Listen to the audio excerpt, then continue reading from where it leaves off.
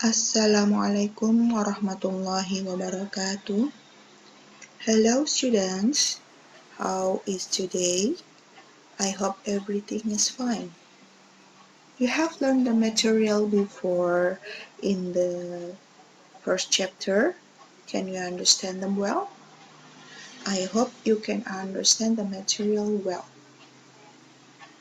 Okay, are you ready to study now? Before we are going to study, let's start our class by saying Bismillah together. Bismillahirrahmanirrahim. Well, in this meeting, we are going to study about asking and stating about ability and asking and stating about willingness.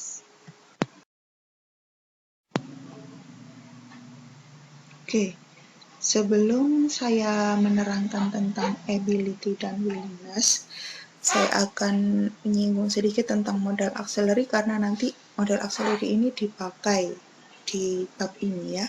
Apa itu modal auxiliary? Modal auxiliary adalah kata kerja bantu yang memberikan tambahan arti pada kata kerja utama dalam sebuah kalimat. Jadi nanti letaknya modal auxiliary itu ada sebelum kata kerja atau to infinitive. Nah, beberapa kata atau modal auxiliary verb itu ada can atau could yang artinya dapat, may atau might yang artinya boleh, must yang artinya harus, shall atau should yang artinya akan, dan yang terakhir adalah will atau would yang artinya akan atau mau. Nah, dalam bab ini yang akan kita gunakan adalah modal auxiliary yang pertama dan yang terakhir, yaitu can atau could dan will atau would. Oke, kemudian what is the function of modal? Function of modal is to express, yang pertama adalah willingness yang artinya kemampuan, and then ability yang berarti kemampuan, necessity yang berarti kebutuhan, and possibility yang berarti kemungkinan. Di slide pertama tadi sudah dijelaskan bahwa yang akan kita pakai adalah fungsi modal untuk willingness and ability. Okay. Now, what is ability? Ability adalah kemampuan seseorang untuk melakukan sesuatu. Jadi orang itu dapat bernyanyi misalkan, berarti I can sing. Atau orang itu bisa memasak. She can cook, dan seterusnya. Nah, untuk modalnya, modal yang digunakan dalam ability itu adalah can dan could, yang artinya bisa atau dapat. Can itu digunakan untuk kalimat present atau sekarang, sedangkan could digunakan untuk kalimat past atau lampau. Jadi kejadiannya atau kemampuannya itu sudah lalu, atau juga bisa digunakan untuk ungkapan yang lebih sopan.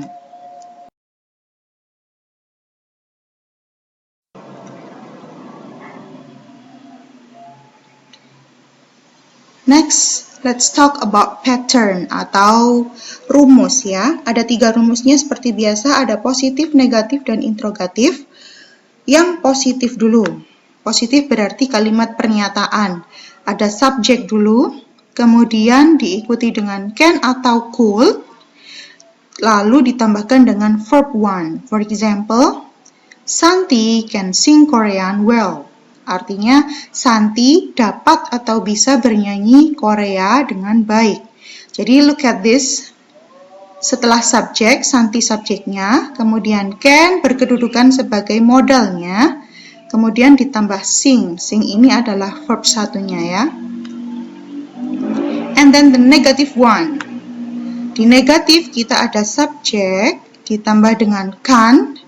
Can itu adalah singkatan dari can ditambah not, jadinya can, atau juga bisa pakai couldn't, could not, ditambah dengan verb one. For example, I can't play guitar. Saya tidak dapat bermain gitar.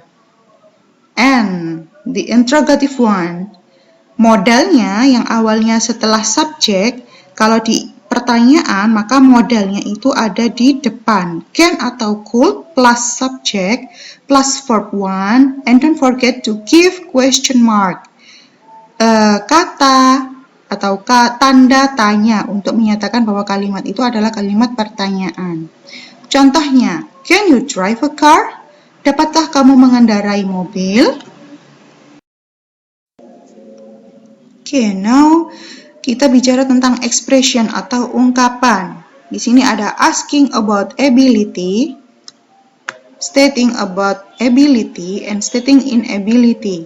Asking about ability, menanyakan kemampuan. Do you have ability to? Apakah kamu mampu dalam titik-titik? Are you capable to? Apakah kamu mampu dalam titik-titik? Are you capable of bla bla bla? Apakah kamu mampu dalam titik-titik? Diikuti dengan verb ing. For example, are you capable of cooking? Apakah kamu mampu dalam memasak? Can you bla bla bla? For example, can you sing? Dapatkah kamu bernyanyi? Next, stating ability, menyatakan kemampuan. I am good at bla bla bla, diikuti dengan verb ing. I could bla bla bla, saya dapat titik-titik-titik. I am capable of bla bla bla, diikuti dengan verb ing, atau bisa pakai I can bla bla bla, saya dapat titik-titik-titik. Now, stating inability. Inability, ability artinya kemampuan, ada kata in di depannya yang berarti tidak. Stating inability berarti menyatakan ketidakmampuan. I am not good at titik-titik-titik. Saya tidak bagus dalam titik-titik-titik. I don't have the ability to do that. Saya tidak bagus atau saya tidak mempunyai kemampuan untuk mengerjakan itu. I'm very bad at. I cannot. Saya tidak mampu.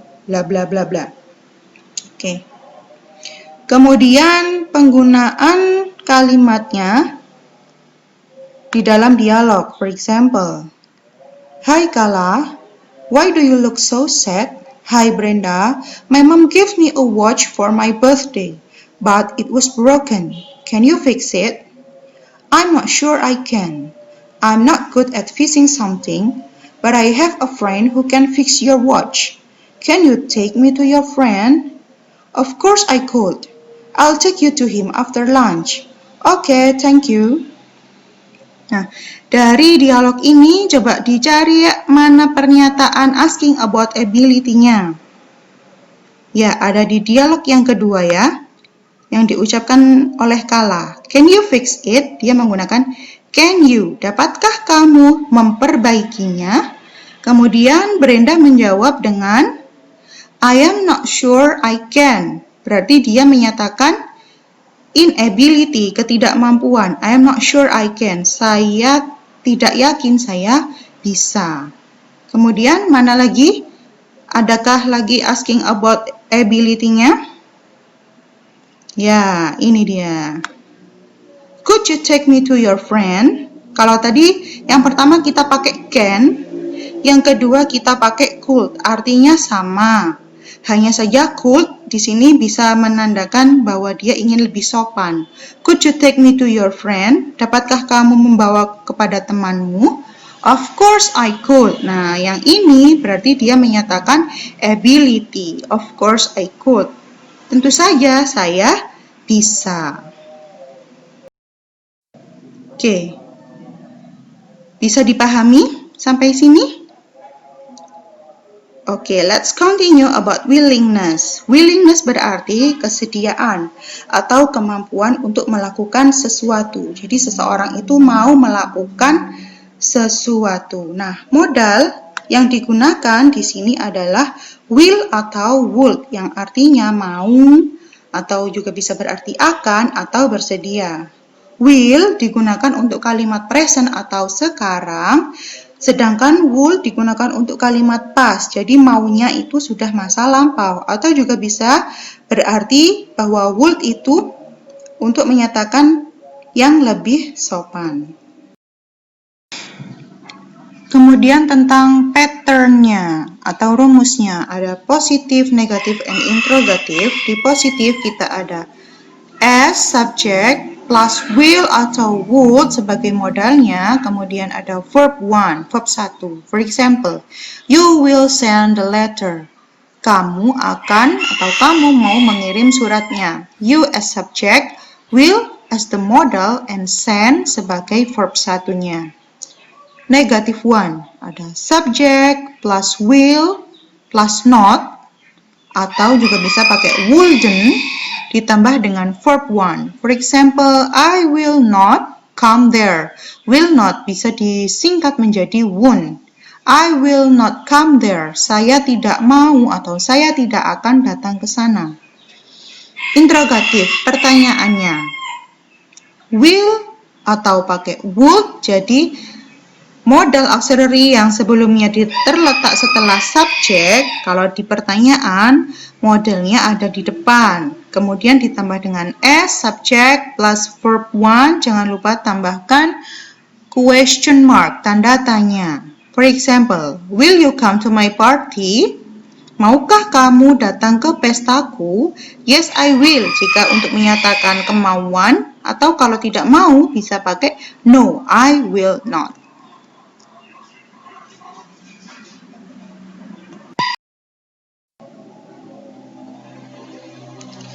Kemudian tentang expression-nya. Asking about willingness, menanyakan kemauan. Will you bla bla bla please? Maukah kamu titik-titik-titik? Will you do this for me? Maukah kamu melakukan itu untukku? Would you be so kindly to help me? Maukah kamu melakukan itu untukku? Stating willingness, menyatakan kemauan. Sure, I will. Tentu, saya mau. Alright, I'll do it for you. Baiklah, aku akan melakukannya untukmu. Kalau tidak mau, bisa mengucapkannya dengan sorry, I won't. Maaf, aku tidak mau. Example in the dialogue. Can you help me? Sure. Will you bring some these books for me? Sure, I will. Where are we going? We are going to the library. Okay, let's go there. Mana ekspresi about asking willingness? Kita cari. Nah, ini dia, Sarah. Will you bring some these books for me? Maukah kamu membawakan beberapa buku ini untukku? Kemudian stating willingness-nya by Brinett. Sure, I will. Tentu saya mau. Itu contoh penggunaannya dalam kalimat ya. Bagaimana? Sudah bisa dipahami materinya? It sounds easy, right? Now, let's talk about the task. Tugasnya. Do it in your book. Nanti dikerjakan di buku seperti biasa. Kemudian nanti hasilnya di capture, di foto, and then submit via assignment link ya. Tugasnya ada 2. Yang pertama, write 5 kinds of your ability and your inability. Menuliskan 5 kemampuanmu dan 5 ketidakmampuanmu. For example, my ability, I can swim well. Saya dapat berenang dengan baik. My inability, I am not good at cooking. Saya tidak bagus dalam memasak. Coba bikin kalimat seperti itu atau tidak harus plek-plekan seperti ini ya. Bikin 5. Yang kedua, change the following sentences into expression of willingness. For example, jadi ini adalah mengubah kalimatnya, nanti dirubah ke dalam ungkapan menyatakan kemauan atau meminta kemauan. Open the door, buka pintunya. Kalau dirubah menjadi, will you open the door please? Maukah kamu membukakan pintunya? Di sini hanya ada 3, silakan dikerjakan ya.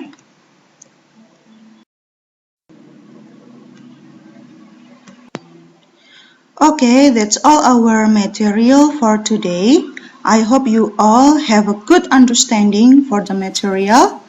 Let's have ending for today by saying Hamdalah, Alhamdulillahirabbil alamin. See you on the next meeting. Wassalamualaikum warahmatullahi wabarakatuh.